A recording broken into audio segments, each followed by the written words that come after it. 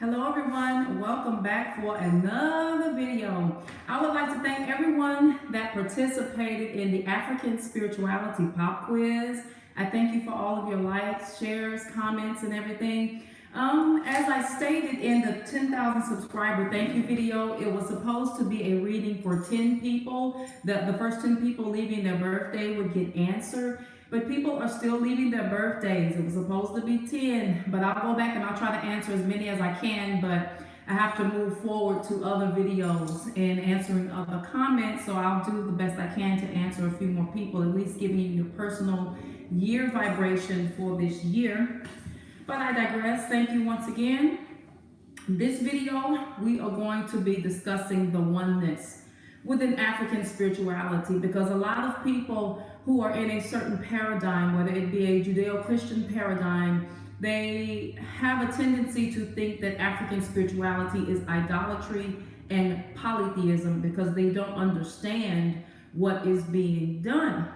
They do not understand that the concept of African monotheism and things such as that, it stems back way back to ancient Kemet, ancient Sumeria, ancient Babylon, etc., and ancient Hebraic practices, and even stemming from the Canaanites. Whatever you want to believe or not believe about that, the origins of monotheism come from African spirituality, whether you agree, disagree, or Aboriginal spirituality. I know everyone can debate about where we come from and who we are, we the chosen, etc., but oneness of all things has always been an African concept, not a European or Judeo-Christian concept. Because in African spirituality, we see the oneness and the manifestation of what is known as God, the Creator, Olodumare, in all things.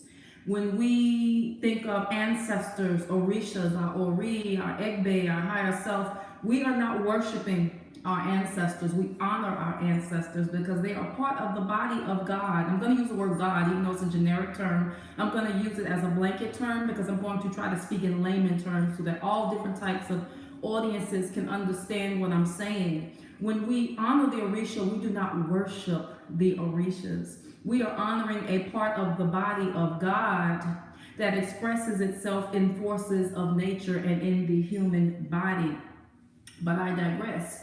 We worship Olodumare, and how we do that in the earth realm, in the 3D dimension, is recognizing God in all things and remembering that we are a part of that God. We are not separate, a part, but we are a part. There's a difference between a part, a space, P-A-R-T, and a part of. We are pieces of that Creator. So I'm going to give you some analogies.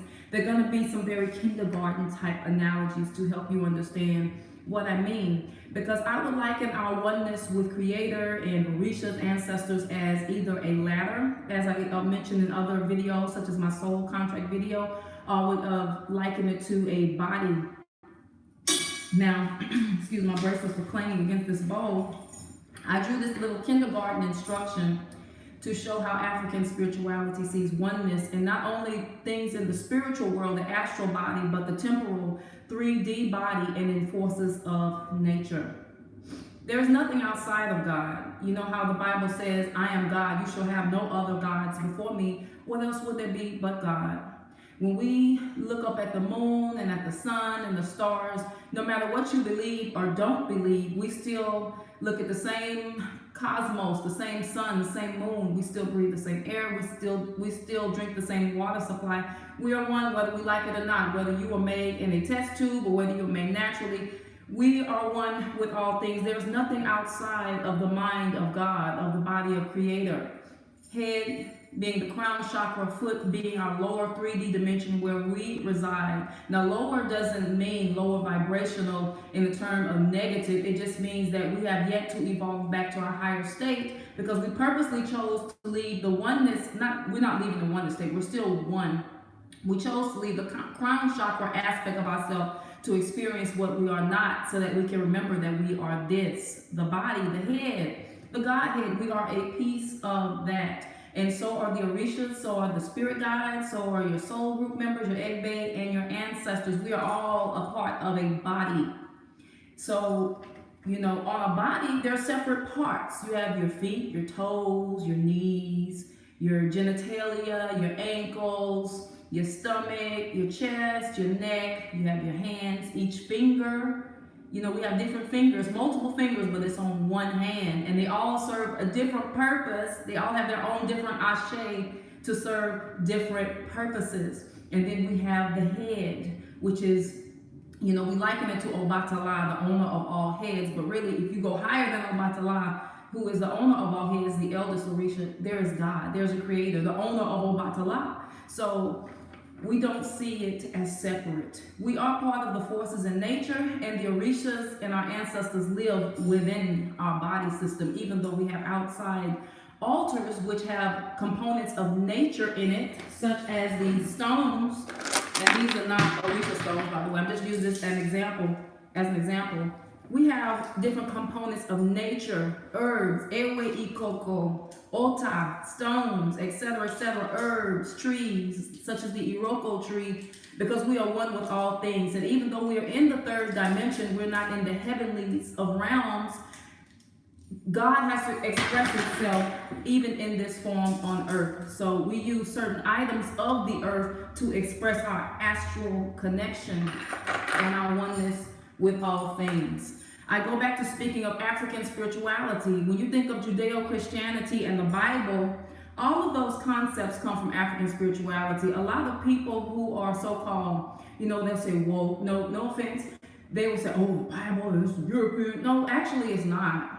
Actually, it's not. Those concepts come from ancient texts and hieroglyphs and writings on the walls in Kemet and in tombs that come from our ancestors, whether it be in this part of the world, in the Americas, or whether it be in Africa, any other part of the globe, in the Indus Valley, where the Indian people are, so-called Indians and Dravidians. We were first in all of those things, and we understood the oneness of all of those things. There was never any separation. And people speak of idolatry, but what is idolatry?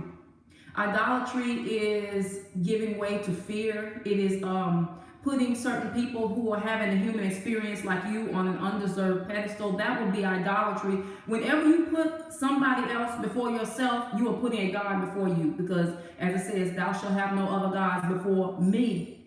So if you are not putting yourself first, no matter what you do, especially with another human being who can fail you, even putting the Orishas above yourself, because as we say, your Ori will always be with you. An Orisha can come and go and abandon you if they choose to, or if they want to chastise you. An ancestor could say, no, I'm not going to do that for you, I'm not going to do this, but you always have yourself. So what I'm saying is, anytime you put something above trusting yourself and your inner connection to God, trusting your Ori, you are an idolater. No matter if you are the strictest Muslim, the strictest Christian, and I mean this with no offense. The Creator is one with all things, and our connection with the Creator is never separate. We connect with that Most High Creator through the top of our head, known as our Ori. And there's nothing you can do to separate yourself from that. You cannot miss God. No matter, even if you're going on a path that is not your path, or you're not on your destiny, or you're backsliding, those experiences that you're learning when you're so-called the prodigal son or the prodigal daughter, maybe your soul needed those experiences to remember what you really are, to find yourself. Because once again, we are down here incarnating, not just to remember what we are, because if we remembered all that we are, if we were born here and we forget what we are and who we are and where we come from, then the whole point is to find ourselves, to navigate these seas of confusion, and to find out and discover and create who we are, to remember we are a piece of that Creator. So I'll go back to this analogy. When you think of your free will, your fate, your choices, the things that tempt you, what the Africans call that, the Yoruba in particular, they call that Eshu, Elegba, your choices, your free will, the things that tempt you to go the wrong path, or the things that, the negativity that births positivity, because there can be no good without bad. How will you appreciate the good if there is no bad? Such as they say in the Odu Okana, without bad there can be no good. So when we think about that, we think of the concept of Eshu, or Elegba, the door opener, the initiator, the beginner. Even if you look at the word Eshu, I'll have a pen right here. You know how in Christianity they're like, you can't get to God without Jesus or Yeshua, Yahushua, the Hebrew name being Yeshua. If you look carefully at the name Yeshua, Yahshua, Yahushua, Jesus Christ, take the first J out of Jesus, what do you get? You get E-S-U, Eshu. Let me see if I can write this down. I'll mess up my paper. Yeshua.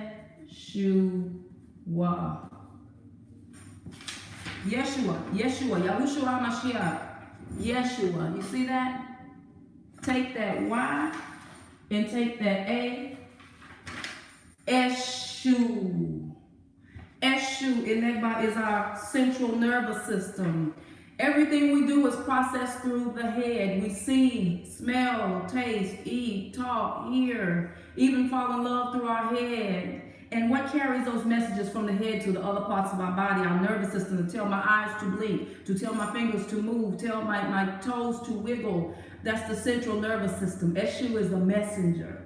So he manifests in our human body as the central nervous system, carrying the messages elsewhere. That's why they say you cannot get to the Godhead without Eshu or Elegba, because he is the door opener. He resides at the crossroads, at the what is it? Eshuni Pakuo or Ipako, the back of our neck, our third eye, our extra third eye. We think it's here, our first eye, but also this is also where we see and where we get our intuition. When they clean you, they're going to clean the back of your neck. If you do certain ceremonies and cleansings, they clean your Eshuni Pakuo, your Ipako, because that is how the Creator expresses itself in the human body and in the earth realm, is through the concept known as Eshu, Elegba. If you are thinking your thoughts, your logical thoughts, how you rationalize things, your judgment, you are thinking of the concept known as Obatala.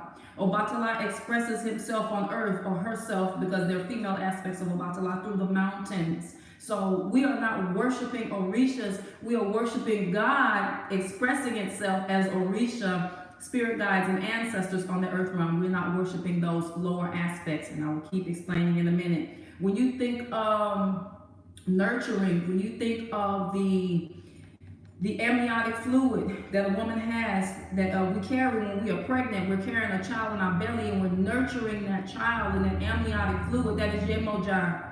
When we think of the top part of the ocean where light is, and certain bodies of water on earth, both fresh and salt water, that is Yemoja. When you think of the breast milk, the nurturing the baby, the first food that a child takes, we are talking about Yemoja. We are not worshiping Yemoja, we honor Yemoja, because Yemoja is an aspect of God on earth that nurtures humanity and sustains us. When we think of the menstrual blood, when we think of the circulatory system, when we think about the movement of our body, because without circulation, our body would die out. And without hydration, we would die out. When we think of the cervical mucus that gets a woman pregnant, because no conception of a child can take place without that cervical mucus to help those sperms from the egg up the canal, we're thinking of Oshun. When we think of that dopamine, when we're falling in love, we got our first crush, all of that needs to go on, because that is pulling us towards creating another human being. All of that's God expressing itself in the earth realm as Oshun. So when we go to the river to leave flowers and offerings, we honor God because God needs nothing from us. We honor God through the vehicle of the Orishas, which we are not separate from. They're just higher forms of our self-angelic forces. So when we take offerings to the crossroads, we are honoring our central nervous system and the messenger. When we go to the sea and we take offerings, we are honoring God through remembering it's expressing itself as the ocean on earth, and the water, the bodies of waters on earth, and the mother energy, the divine primordial mother energy on earth. When we honor God through the building of civilizations and technology, how I'm able to even communicate this message, we give honor to Eshu and we give honor to Ogun, the master builder, the 22 man. He is the one who is is the reason why we have cars and bicycles and planes and different things like that, trains. We're honoring God by saying Ogun, which is a manifestation of God on earth that shows up through our railroad tracks, our cars, and technology and new innovations so that we continue to evolve as a society in the third dimension. When we think of the male ego and the phallus and that brute force and even the lightning and thunder on earth, we are thinking of God expressing itself, calling it Shango. So we have different ways to honor what we are. When we think of the subconscious mind, when we think of the unknown things, the things of the deep, which is 90% of what we are, we're thinking of the grand Orisha of the deep, Olokun. That is our subconscious mind. It is the subconscious mind of God. So we are one with all things. Just because we have 5 different fingers does not make us a polytheist. It is all one because each thing has its function. When God manifests itself on earth, it has different functions. It needs to manifest itself as a river, a sea, a crossroad, a mountain, the deep part of the ocean that cannot be seen or penetrated by light, the trees, the iroko trees, the palm tree, all of those different things. The female, Obirin, the male, Okurin, the children, Omo, and Neon, the people, different people, because we have to have different experiences, but we are all one with all things. This is a piece of paper right here. In English, we call this paper. In Spanish, it will be called papel. But because you say papel and I say paper, does it not mean that it's not still the same piece of paper and has the same function? So a lot of times, just because someone says, okay, I believe God is Yahuwah, I believe God is Jehovah, God is Allah, God is Olodumare, or whatever you want to call the creator, mother goddess, whatever you want to call creation, because you say a different name doesn't make it a different person. Somebody may look at me and go, oh, that's Adunola. Somebody may go back to my vegan cooking days and say, oh, that's Yakna. Or my son will call me, hey mama. So everybody will call me different names. My sister's gonna call me by my nickname I grew up with. My friends from high school are gonna call me my nickname. So everybody's calling me a different name, but I'm still the same person. That is the concept of Olodumare. So because you say Jehovah and I say Olodumare, or you say Allah and I say Olodumare, or Lorun, or Lofing, etc., we're still calling on the same energy. But the problem is our egos and our programming has caused us to believe that our way is the only way. If you fry chicken with cornflakes to make it crispy, and I fry chicken with flour, which I don't eat chicken, but if I fry chicken with flour, is the chicken still gonna get fried and eaten? It's still a chicken. No matter which method you take to fry the chicken, it's still for the purpose of eating and digestion or enjoying or whatever it is, feasting. So that's my whole point here. And another point I have, I took this piece of bread as a concept of God. This is wholeness. Remember I said we breathe the same air, we swim and we drink the same water. We're looking up at the same sun. No matter what we disagree on, no matter how different we look, or how different our experiences are, we are still one with all things. So this bread will be the Most High Creator of all things. This is all of us. This is us in our one state. So in order for the Creator, this is perfection.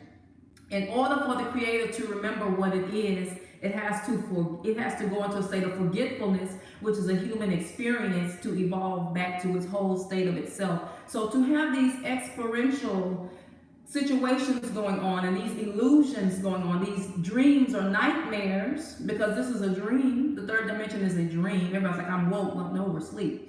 Because this is the awakened state, the crown chakra state, the highest state, the apex. It has to break itself into smaller pieces to experience what it is not in order to know what it is. So you have God, Olodumare, whatever you want to call creator, and then in order for it to experience itself, it breaks off into this. And now you have Orishas. So that would be the angelic forces, etc. And then you have a smaller piece of that bread, which is smaller than this piece here. Now you have your elevated guides. And now you have your ancestors, which is a smaller piece from the elevated guides. And then you have yourself, a little chip off the old block, in order to have a full human experience. Now, just because these pieces are broken and they look separate, Remember, they still come from this, so it's no different.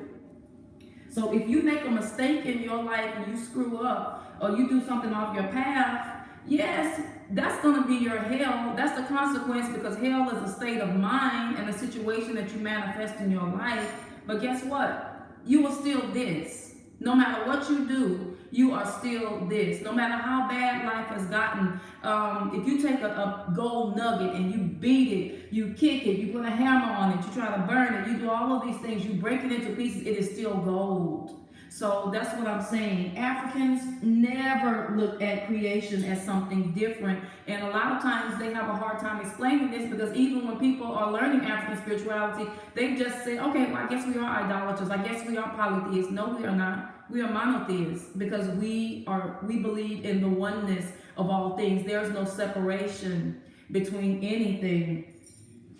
So those are my analogies with that. We are one with all things. We're chipped off the old block. So that is why we don't worship our ancestors. That is why we don't worship Orishas, because they are a smaller part. Even though they're more elevated than us, they're a smaller part of the whole. So we worship the whole, because the whole needs nothing. It's not hungry. It's not thirsty, etc., etc. We go through hunger and thirst because we are having an experience of what we are not. So we pay homage to the Creator when Ifa says, okay, go to the sea and make this offering. That's how we do it, is by going through the Orishas to do that. We can talk directly to this right here, the Most High Creator, because we have our Ori, our head. Because as certain Ojus say, such as Ogunda Meji, your ancestors can leave you and be like, deuces, I'm not dealing with you on this situation. Your Orishas can leave you. Your spirit guides can say, I'm done with you. Or you may have spirit guides that come and go, but your connection to the Creator always is. There's no separation. As long as you have a head on your neck, you have your connection to the Creator, because you cannot live without a head. You cannot live without God. Somebody can get by with losing some toes, some fingers, and a whole bunch of other stuff, but your head is your connection that keeps you here. Another analogy I can do is if someone is going snorkeling or deep sea diving, they have that, or they want to go on a shark cage, they always have that connection to their air supply at the top. But if that air supply is cut, there is no more connection. They're going back to what they are. So those are some analogies to help you understand what we believe. The icons that we have, the real Orisha altars, all have components of nature. We have herbs, we have leaves, we have stones, otai, herbs, airway, etc., because we are creating the experience of oneness. There is no separation. The Orishas not only express itself as the forces of nature and bodies of water and bodies of land on earth, the Orishas also express themselves in our body. Pardon me, sorry about that.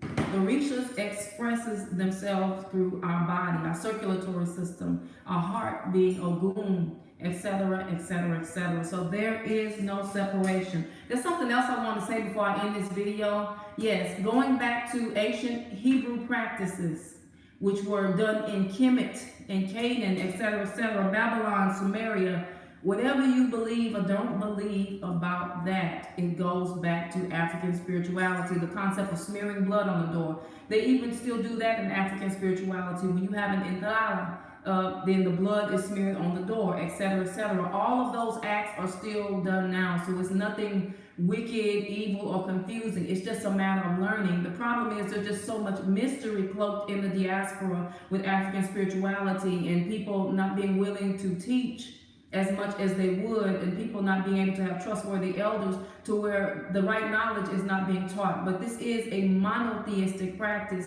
even though you are seeing different expressions of the same thing. There is no separation between these fingers. They just all have a different function and a different purpose, but they are one. We are one with all things. Be sure to like, share, subscribe, and comment. Feel free to join my Patreon team, and feel free to join my local Houston meetup if you would like. I look forward to seeing and speaking with you all and having a dialogue. We can agree to disagree, but please be respectful in the comment section. I wish you all peace, bliss, and understanding more than anything else. No matter which path you choose, we are one. Bye-bye.